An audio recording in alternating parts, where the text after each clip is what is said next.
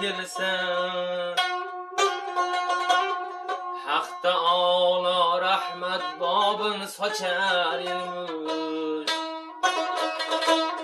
Har mo'minning uyiga mehmon kelsa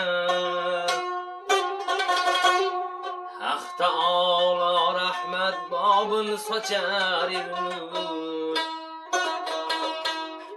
Bismillah deb mehmon uyiga qadam qo'ysa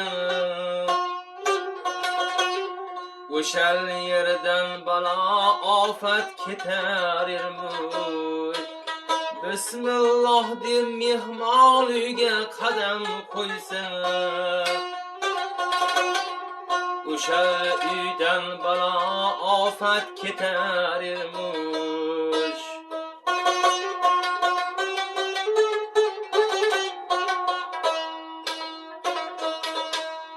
Xudo o'zi ul bandani rizqini qo'shgay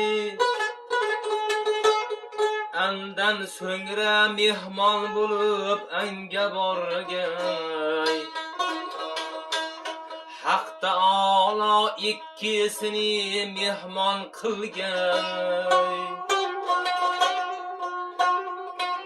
Jannat kirib hur-g'ulmon quchar yurmush. Jannat kirib hur-g'ulmon quchar yurmush.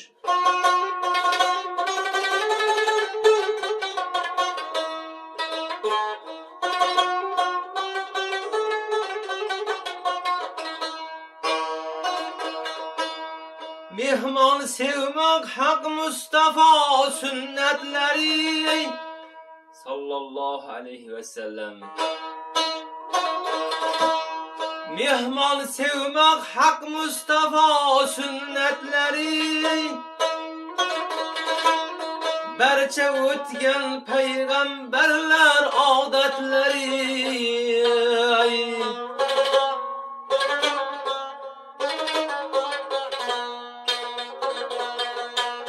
Shunday qilsa lozim hamma ummatleri Mehmon sevgan beshak jannat kirar yurmush. Mehmon sevgan beshak jannat kirar yurmush.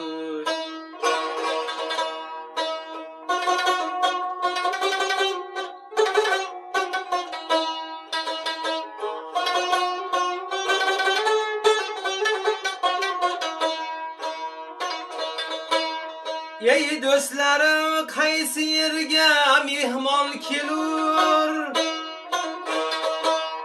Xudo o'zi ul bandani rizqin berur. Mehmon sevgan mahshar kuni sulton bo'lur. Boshlariga jannat tojin kiyar yurmush. Boshlariga jannat tojin kiyar yurmush. Dilrozini ul nisori bayon etdi. Mehmon do'stlik sifatlaridan ayon etdi. Dilrozini ul nisori ayon etdi.